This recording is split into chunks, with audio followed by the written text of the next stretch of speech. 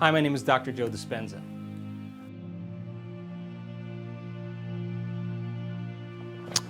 You have one of two choices. Now listen, nothing wrong with feeling frustrated. Nothing wrong with feeling sad. Emotions are not bad. They're the end product of past experiences. And we can remember experiences better because we can remember how we feel. But when you have a reaction to someone or something in your life, there's a refractory period of chemicals that are created. There is an alteration in your chemistry. And if you don't know how to control that refractory period and you allow it to linger for hours or days, that's called a mood. A mood is one long emotional reaction.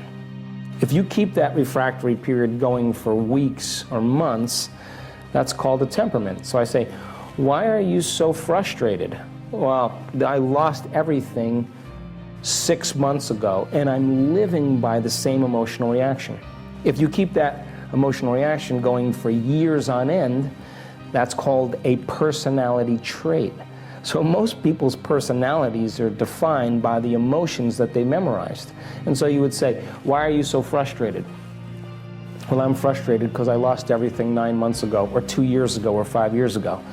Now, purely from an objective standpoint, what that means is I was altered in some way because I lost everything, and I haven't been able to change for the last 2 years. As a matter of fact, my frustration keeps me connected to my past. Now, shortening the refractory period of your emotional reaction is emotional intelligence. A great thing to teach children. But if a person's going to live in frustration and that is their identity, and then they're going to tell the story of how they lost everything within that emotion, then they're firing and wiring the same circuits in their brain and emotionally conditioning their body to more frustration. And their identity now is connected to the past. Now, they will never create a new future holding on to those emotions of the past. Now, I have had many challenges in my life that have left very strong emotions. I understand them, I'm human. But at what point do you realize that living by frustration is, number one, not loving to you? Because those chemicals push the genetic buttons that will ultimately create a disease, number one. And number two, frustration is causing you to view your life through the lens of frustration, so you're going to look for more things in your life to reaffirm your addiction to frustration. And then you're going to hang out with people that complain and are frustrated too, and you're going to use each other to reaffirm your addiction, and that's called a culture. So then there comes a moment where a person finally says enough, and they say, no more. And they begin to look at how they think. They begin to pay attention to how they're feeling. They begin to become conscious of how they're behaving when they're in that state. And if you're observing those states of mind and body, it means you're no longer the automatic program.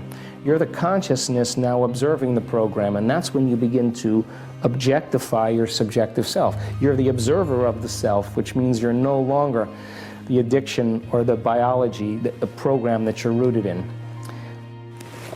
Every great person in history knew this. We go to movies to watch people overcome insurmountable odds because we secretly believe in our own greatness.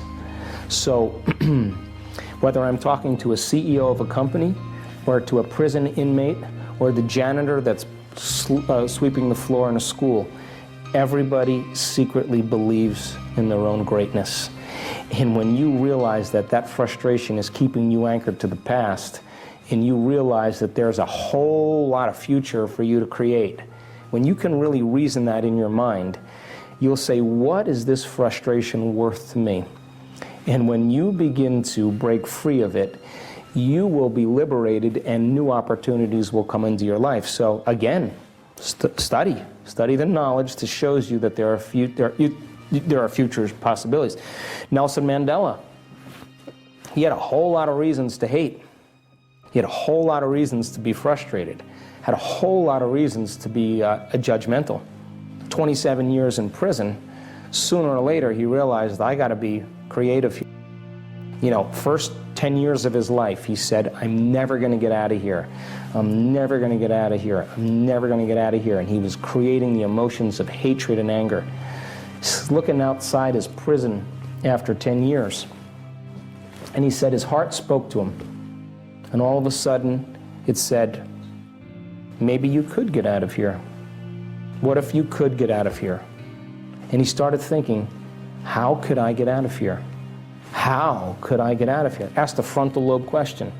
And all of a sudden, the frontal lobe begins to select different networks of neurons and seamlessly piece them together to create a new idea.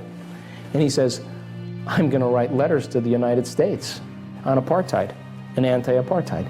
So every week he writes letters and he sends them to the United States. A few years later, the United States starts answering. And then he says, wow, who's going to lead this nation? Who's going to lead this nation? Who's going to lead this nation? And then all of a sudden he started thinking, maybe I could lead this nation. Maybe I'm the guy that should lead this nation. And as he starts to ask this question, the most important question comes out. How would I have to be to lead a nation? Now this is greatness. And he transmuted his hatred into kindness. He took his judgment and turned it into compassion. He took his bitterness and turned it into unlimited mind. He walks out of that prison 27 years later. He gets to lead a nation. And so we are defined by our adversity. We are literally defined by our adversity.